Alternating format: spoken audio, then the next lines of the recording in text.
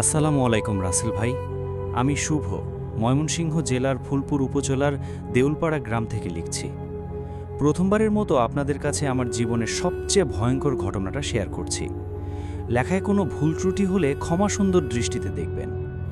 ঘটনাটা আজ থেকে প্রায় 5 বছর আগের, কিন্তু আজও রাতের বেলা চোখ বন্ধ করলেই সেই রাতের প্রতিটি মুহূর্ত স্পষ্ট দেখতে পাই। আজও মাঝরাতে ঘুল ভেঙে যায়, মনে হয় কেউ যেন দূর থেকে আমাকে ডাকছে। তখন আমরা সবাই ইন্টারমিডিয়েট দ্বিতীয় বর্ষে পড়তাম। কলেজে টানা কয়েকদিন ছুটি থাকায় সবাই গ্রামে এসেছিলাম। আমরা ছিলাম 4 জন খুব ভালো বন্ধু। আমি শুভ, আমার বন্ধু নাহিদ, ইমরান আর সোহেল। ছোটবেলা থেকে একসাথে বড় হয়েছি। যেখানে একজন যেত, বাকি 3 জনও সেখানে থাকত। সেদিন বিকেলে বাজারে আড্ডা দিতে দিতে ইমরান বলল, অনেক দিন রাতে মাছ ধরা হয় না, চল আজ একটু দূরে যাই। নাহিদ সঙ্গে সঙ্গে রাজি হয়ে গেল। সোহেল বলল, কিন্তু কোথায় যাবি? ইমরান বলল, শালবনের পাশের কালাপানির বিলে, শুনেছি এখন অনেক বড় বড় মাছ উঠছে। আমি একটু অবাক হয়ে বললাম, ওই দিকে তো মানুষ তেমন যায় না। ইমরান হেসে বলল, তাই তো মাছও বেশি আছে। শেষ পর্যন্ত সবাই রাজি হয়ে গেলাম। রাত 8টার পর আমরা 4 জন বের হলাম। 2টো জাল, একটা খ্যাপলা জাল, 3টা টর্চ, মাছ রাখার বড় থলে আর কিছু শুকনো খাবার সঙ্গে নিলাম। গ্রাম পেরিয়ে ধান ক্ষেতের আইল ধরে আমরা হাঁটতে লাগলাম। সেদিন আকাশে পূর্ণিমার চাঁদ থাকলেও মাঝে মধ্যে কালো মেঘ এসে চারপাশ অন্ধকার করে দিচ্ছিল। বাতাসও ছিল অস্বাভাবিক ঠান্ডা। প্রায় 40 মিনিট হাঁটার পর আমরা কালাপানির বিলে পৌঁছে গেলাম। বিলটা অনেক বড়, এক পাশে বিস্তীর্ণ খোলা পানি, আরেক পাশে ঘন শালবন। লোকমুখে শুনেছিলাম বহু বছর আগে ওই শালবনের ভেতরে একটা ছোট গ্রাম ছিল। পরে অজানা কারণে গ্রামের সবাই এক রাতে গ্রাম ছেড়ে চলে যায়। এরপর আর কেউ সেখানে বসবাস করেনি। আমরা এসব গল্পে খুব একটা বিশ্বাস করতাম না, তাই সোজা পানিতে নেমে মাছ ধরা শুরু করলাম। প্রথম আধ ঘন্টায় খুব একটা মাছ পেলাম না। হঠাৎ নাহিদ বলল, এই দিকে জাল ফেল। আমরা ওর কথা মতো জাল ফেলতেই একসাথে অনেকগুলো বড় ট্যাংরা আর শিং মাছ উঠল। আমরা সবাই খুব খুশি হয়ে গেলাম। এরপর একটার পর একটা জাল ফেলতে লাগলাম। মনে হচ্ছিল আজ যেন ভাগ্য আমাদের পক্ষেই আছে। মাছের থলে ধীরে ধীরে ভারী হয়ে উঠছিল। এদিকে সময়ও দ্রুত কেটে যাচ্ছিল। রাত তখন প্রায় 10:30। হঠাৎ সোহেল বলল, তোরা মাছ ধর, আমি একটু সামনে গিয়ে আসি। আমি বললাম, কোথায় যাচ্ছিস? ও হাত তুলে শালবনের দিকে দেখিয়ে বলল, একটু দরকার আছে, 5 মিনিটের বেশি লাগবে না। আমরা বললাম, ঠিক আছে, কিন্তু বেশি দূরে যাস না। সোহেল টর্চটা নিয়ে ধীরে ধীরে শালবনের ভেতরে ঢুকে গেল। আমরা আবার মাছ ধরায় মন দিলাম। প্রথম 5 মিনিট, তারপর 10 মিনিট, তারপর 15 মিনিট, কিন্তু সোহেলের কোনো খবর নেই। আমি জোরে ডাকলাম, সোহেল, কোনো উত্তর নেই। ইমরানও ডাকলো, নাহিদও ডাকলো, কিন্তু চারপাশে শুধু ঝিঝি পোকার শব্দ। হঠাৎ দূরে শালবনের ভেতর থেকে একটা টর্চের আলো দেখা গেল। আমরা স্বস্তির নিঃশ্বাস ফেললাম। ধীরে ধীরে সোহেল আমাদের দিকে হেঁটে আসছিল, কিন্তু ওকে দেখে আমার বুকের ভেতর কেমন যেন ধক করে উঠল। কারণ আসার পরও সে একবারও হাসল না। মুখটা অস্বাভাবিক ফ্যাকাশে, চোখ দুটো কেমন যেন নিষ্প্রাণ। আমি বললাম, এতক্ষণ কোথায় ছিলি? সে কিছুক্ষণ চুপ থেকে নিচু গলায় বলল, তোদের একটা জিনিস দেখাবো। আমরা 3 জন একসাথে জিজ্ঞেস করলাম, কি জিনিস? সে শালবনের দিকে তাকিয়ে বলল, ভেতরে একটা পুরনো দিঘি আছে, আমি নিজের চোখে দেখেছি। পানির ওপরে বিশাল বিশাল মাছ লাফাচ্ছে। এত বড় মাছ আমি কোনোদিন দেখিনি। ইমরানের চোখ চকচক করে উঠল। সে বলল, সত্যি? সোহেল ধীরে মাথা নাড়ল। আমি তখনও অস্বস্তি অনুভব করছিলাম। কেন জানি মনে হচ্ছিল ওর কণ্ঠস্বরটা আগের মতো নেই। তবুও এত বড় মাছের লোভে আমরা আর বেশি কিছু ভাবলাম না। টর্চগুলো জ্বালিয়ে জাল কাঁধে নিয়ে আমরা 4 জন শালবনের ভেতরে হাঁটা শুরু করলাম। রাত তখন প্রায় 11টা ছুঁই ছুঁই। আমরা 4 জন টর্চ জ্বালিয়ে সোহেলের পেছন পেছন শালবনের ভেতর দিয়ে হাঁটতে লাগলাম। প্রথম দিকে পথটা স্বাভাবিকই ছিল। শুকনো পাতার উপর পা পড়লেই মচমচ শব্দ হচ্ছিল। মাঝে মাঝে দূরে প্যাঁচার ডাক শোনা যাচ্ছিল। কিন্তু যতই ভেতরের দিকে যাচ্ছিলাম, ততই চারপাশটা অস্বাভাবিক নীরব হয়ে উঠছিল। এমন নীরবতা যেন পুরো জঙ্গল নিঃশ্বাস আটকে আমাদের দেখছে। আমি বললাম, আর কত দূর? সোহেল কোনো দিকে না তাকিয়ে বলল, এই তো আর একটু। প্রায় 10 মিনিট হাঁটার পর সামনে একটা বিশাল দিঘি দেখতে পেলাম। দিঘিটার চারপাশে বিশাল বড় বড় গাছ। পানিটা এতটাই কালো ছিল যে টর্চের আলো ফেলেও তল দেখা যাচ্ছিল না। হঠাৎ ঝাপাং, দিঘির মাঝখানে বিশাল কিছু একটা লাফ দিল। তারপর আরেকটা, তারপর আরও একটা। ইমরান উত্তেজিত হয়ে বলল, এত বড় মাছ, আজ তো কেল্লা ফতে। আমরা আর দেরি না করে জাল ফেললাম। প্রথমবারেই জাল এত ভারী হয়ে গেল যে 4 জন মিলে টেনে তুলতে হলো। জাল উপরে তুলতেই দেখি বিশাল বড় বড় রুই, কাতলা, মৃগেল। এত বড় মাছ আমরা জীবনে দেখিনি। একটার পর একটা জাল ফেলতে লাগলাম। প্রতিবারেই অনেক মাছ উঠছিল। মাছের থলে অল্প সময়ের মধ্যেই প্রায় ভর্তি হয়ে গেল। আমি আনন্দে বললাম, আজ আর মাছ ধরতে হবে না, এতেই কয়েকদিন চলবে। নাহিদও হেসে উঠল। কিন্তু সোহেল তখনও চুপচাপ দাঁড়িয়েছিল।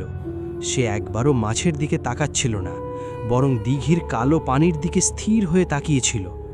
আমি বললাম, কি হয়েছে তোর? সে ধীরে আমার দিকে তাকিয়ে শুধু বলল, চল এক্ষুনি বের হয়ে যাই। আমি অবাক হলাম। এই তো কিছুক্ষণ আগেও ওই আমাদের এখানে নিয়ে এলো, এখন আবার তাড়াহুড়ো করছে কেন? কোনো কথা না বাড়িয়ে আমরা ফিরে হাঁটতে শুরু করলাম। কিন্তু কিছু দূর যাওয়ার পর আমার কেমন যেন মনে হতে লাগলো, আমরা যে পথ দিয়ে এসেছিলাম এটা যেন সেই পথ নয়। সব গাছ দেখতে একই রকম অন্ধকার, একই রকম নীরবতা। নাহিদ বলল, আমরা কি পথ ভুল করেছি? ইমরান বলল, অসম্ভব।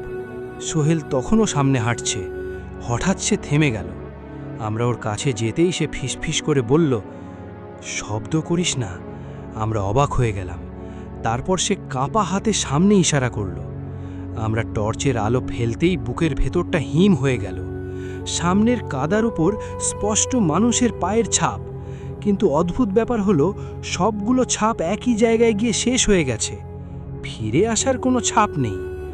মনে হচ্ছিল কেউ হেঁটে এসে হঠাৎ বাতাসে মিলিয়ে গেছে। আমাদের কারোর মুখে আর কথা নেই। আমরা দ্রুত হাঁটতে শুরু করলাম। হঠাৎ পেছন থেকে ঝপ ঝপ ঝপ, কেউ যেন পানির ভেতর দিয়ে আমাদের পেছন পেছন হাঁটছে। আমরা একসাথে ঘুরে দাঁড়ালাম, কিন্তু সেখানে কেউ নেই, শুধু কালো পানি আর বাতাসে ঢেউ। আমি নিজেকে বুঝ দিলাম হয়তো বড় কোনো মাছ হবে। আমরা আবার হাঁটতে শুরু করলাম, কিন্তু কয়েক সেকেন্ড পর আবার সেই একই শব্দ, এবার যেন আরও কাছে। ইমরান ভয়ে বলল, দৌড় দে। আমরা 4 জন প্রায় দৌড়ে জঙ্গল থেকে বের হয়ে আবার বিলে চলে এলাম। খোলা জায়গায় এসে সবার বুকের ধড়ফড় একটু কমল। আমি বললাম, যাই হোক, আজকের মতো বাড়ি চল।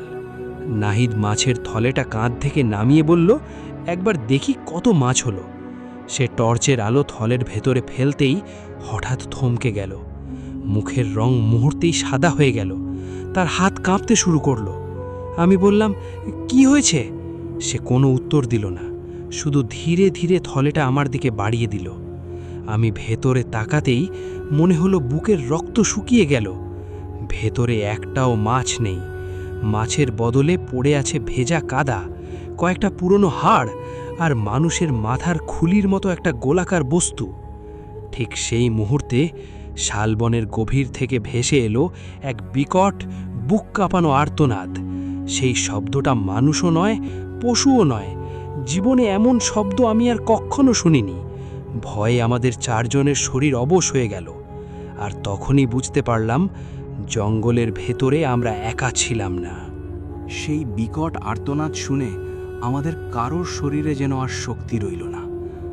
কয়েক সেকেন্ড আমরা স্থির হয়ে দাঁড়িয়েছিলাম। তারপর হঠাৎ ইমরান চিৎকার করে বলল, দৌড় দে, এখান থেকে এখনই পালাতে হবে। আমরা আর এক মুহূর্ত দেরি করলাম না।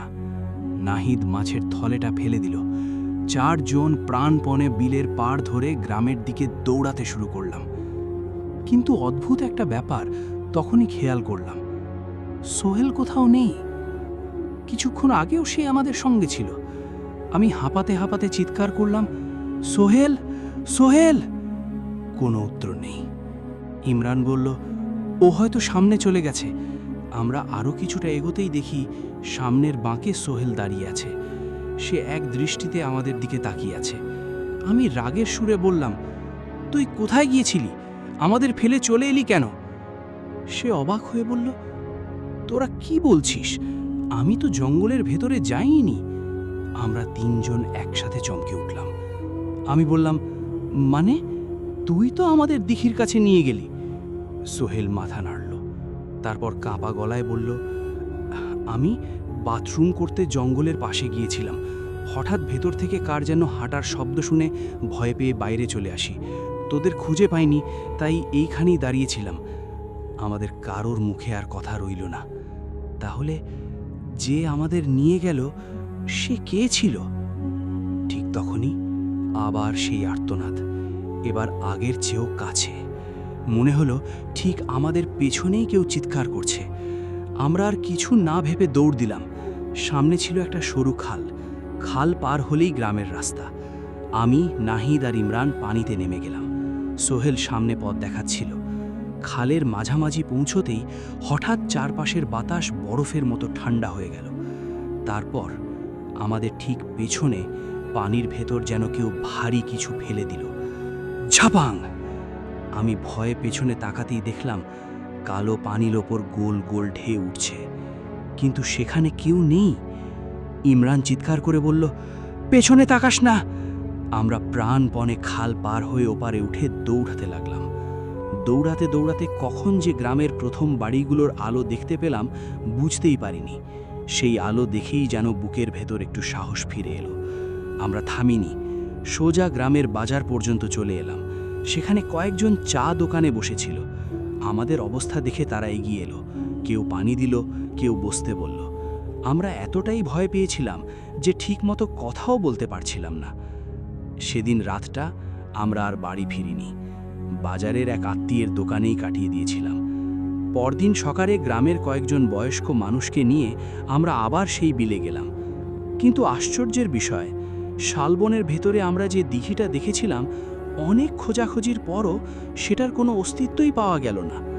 পুরো জায়গাটা ঘন জঙ্গলে ভর্তি, দিঘির কোনো চিহ্ন নেই। বৃদ্ধদের একজন অনেকক্ষণ চুপ থেকে বললেন, তোরা ভাগ্যবান, সবাই ফিরে আসতে পারে না। আমি জিজ্ঞেস করলাম, কেন চাচা? তিনি দীর্ঘশ্বাস ফেলে বললেন, অনেক বছর আগে ওই জঙ্গলের ভেতরে একটা পুরনো জলাশয় ছিল। কথিত আছে গভীর রাতে সেখানে যে লোভ করে মাছ ধরতে যায় সে আর আগের মতো ফিরে আসে না। কেউ নিখোঁজ হয়, কেউ মানসিক ভারসাম্য হারায়। তাই আমরা বহু বছর ধরে ওই দিকে যাই না। আমরা আর কোনো প্রশ্ন করলাম না। সেদিনের পর আমরা চারজন প্রতিজ্ঞা করেছিলাম জীবনে আর কখনো রাতে ওই বিলে মাছ ধরতে যাব না। আজ 5 বছর কেটে গেছে। আমরা সবাই এখন যে যার কাজ নিয়ে ব্যস্ত। তবুও মাঝে মাঝে দেখা হলে সেই রাতের কথা উঠে আসে। আর যখনই কেউ কালাপানির বিলের নাম বলে আমাদের চারজনের শরীরেই কাঁটা দিয়ে ওঠে। আজও আমি জানি না সেদিন আমাদের জঙ্গলের ভেতরে কে নিয়ে গিয়েছিল। আমরা যে মাছ ধরেছিলাম সেগুলো কোথায় হারিয়ে গেল? আর সেই ভয়ঙ্কর আর্তনাদ, সেটা মানুষের ছিল নাকি অন্য কোনো কিছুর? সেই উত্তর হয়তো কোনোদিনই জানা যাবে না। এই ছিল আমার জীবনের সবচেয়ে ভয়ঙ্কর অভিজ্ঞতা। লেখায় কোনো ভুল ত্রুটি হলে ক্ষমা সুন্দর দৃষ্টিতে দেখবেন। আল্লাহ হাফেজ।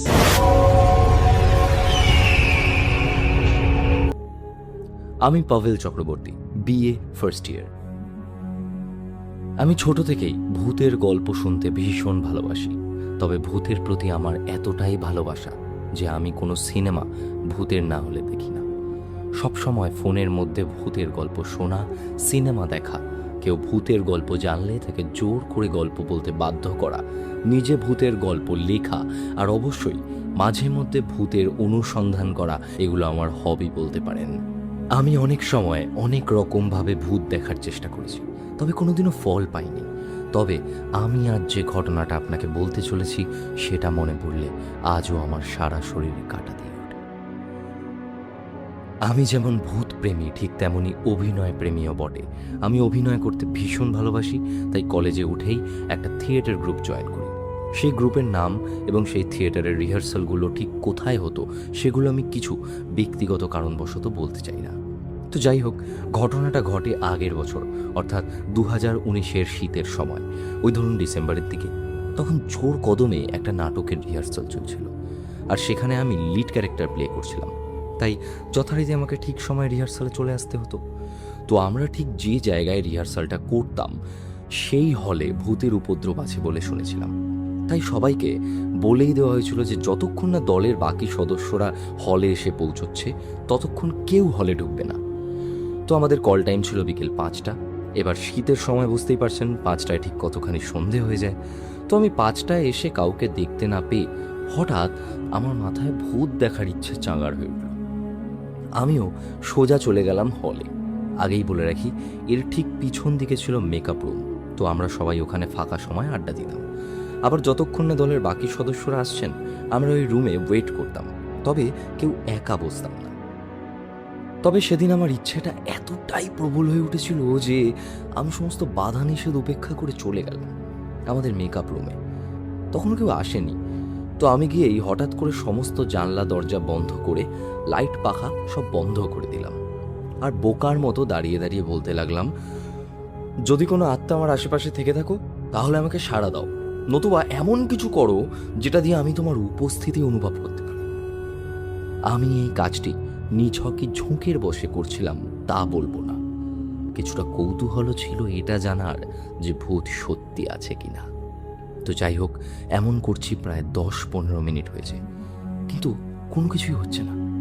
তা দেখে আমি কিছুটা হতাশ হয়ে আবার সব দরজা জানলা খুলে দিয়ে লাইট জ্বালিয়ে দিলাম, দিয়ে চলে এলাম আমি ওয়াশরুমে।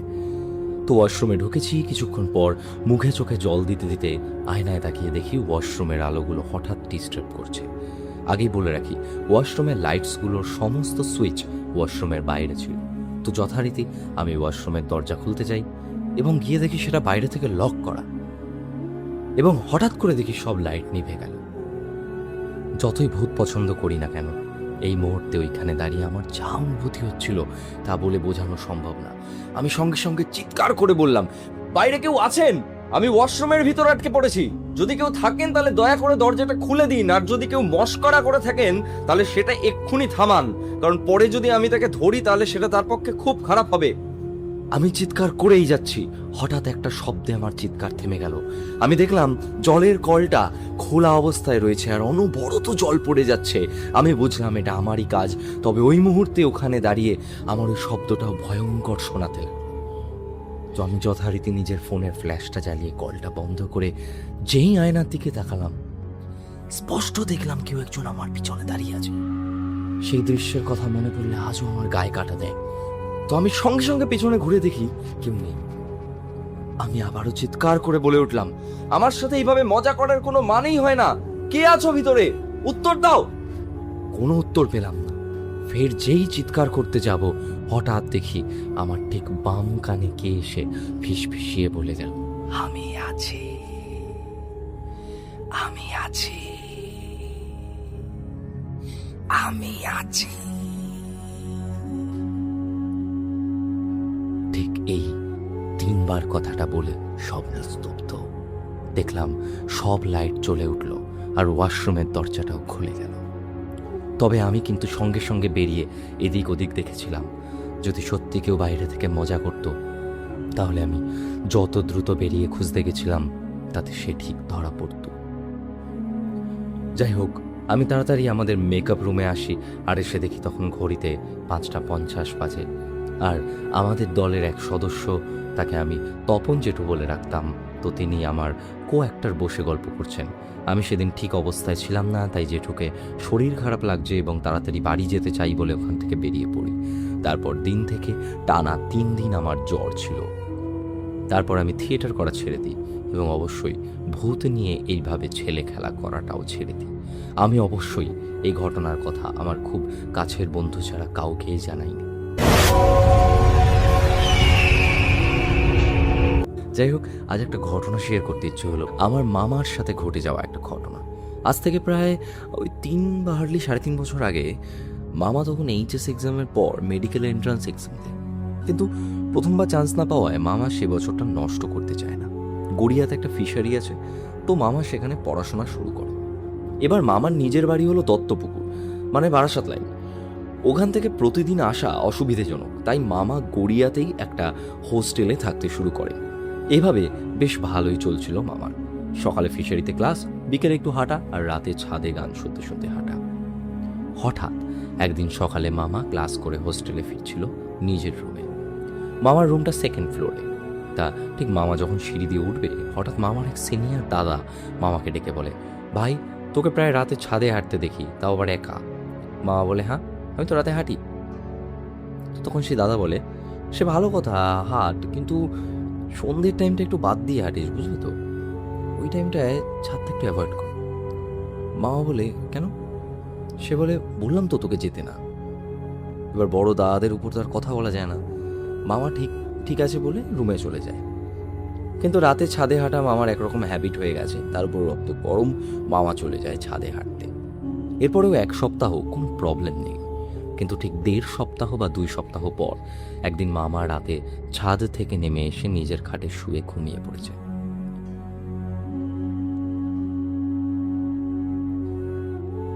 হঠাৎ ঘুম ভেঙে দেখে মামার পা থেকে কোমরের অংশটা বিছানা থেকে বাইরে, আর গায়ের কাঁথাটা বিছানা থেকে একটু দূরে পড়ে আছে।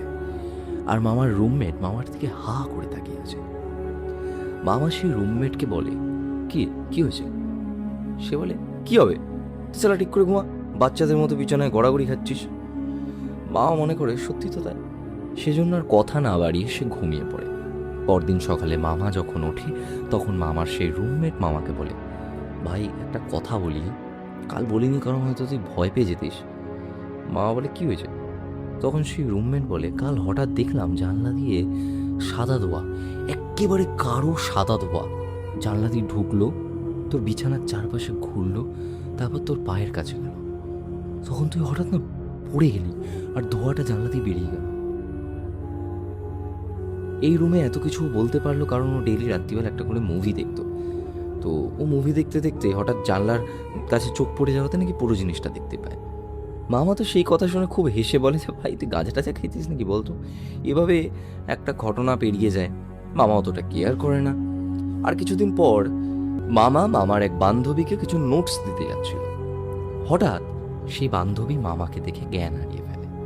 রাস্তার সবাই তাকে জল দিয়ে একটু সুস্থ করলে সে জানায় সে নাকি মামার পিছনে একটা বিচ্ছিরি রকমের ছায়া দেখেছে। এই দেখে সে খুব ভয় পেয়ে গেছিল। তারপর সব অন্ধকার। এইবার মামা একটু ভয় পেতে শুরু করে। বলে রাখা ভালো, মামা ছিল প্রচণ্ড ডানপিটে ছেলে, সাথে আবার পিওর সায়েন্সের স্টুডেন্ট। তো মামার ভূতের ভয় বা বিশ্বাস এই দুটোর কোনোটাও ছিল না। এই ঘটনার পর থেকে মামা অনুভব করতে শুরু করে মামার সাথে সব সময় কেউ যেন একটা আছে। এটা মনে হচ্ছিল যে ভয়ের কারণে কিনা, কিন্তু সেটা মামা বলতে পারেনি। তবে মনে হচ্ছিল নেক্সট ঘটনা ঘটে মামার নিজের বাড়িতে, মানে দত্তপুকুরে। ছুটিতে মামা বাড়িতে বেড়াতে এসেছিল। বেশ ভালো সময় কাটছে। এর মধ্যে ঠিক হয় মামারা যাবে মামাদের দেশের বাড়ি। এই ঘটনাটা ঘটে যেদিন মামারা দেশের বাড়ি যাবে সেদিন রাতে, মানে ওই ধরো তখন রাত 1টা, আর সকালে যাবে মামারা দেশের বাড়ি। তো মামা খেয়ে শুয়ে পড়েছে রাতে। ঠিক কত রাত হবে মামার মনে নেই, কিন্তু মামার ঘুম হঠাৎ ভেঙে যায়। মামা বুঝতে পারে কেউ যেন মামার প্যান্টটা খুলে নিচ্ছে। মামা চোখ খুলতে চায় কিন্তু পারে না। মামা যেখানে ঘুমাতো সেই খাটের একেবারে পাশেই মামার অল আউট জ্বলত। মামা সেই আলোটাকে দেখার প্রচণ্ড চেষ্টা করছিল, কিন্তু পারছিল না। যেন মামার সমস্ত শরীর অবশ হয়ে গেছে। মামা প্রথমে ভাবে হয়তো কারেন্ট চলে গেছে, তাই কিছু দেখতে পারছে না। কিন্তু না, মামা শুনতে পায় ঘরে পাখা চলছে। মামা তখন খুব চেষ্টা করে পাটা একটু নাড়া দেয়।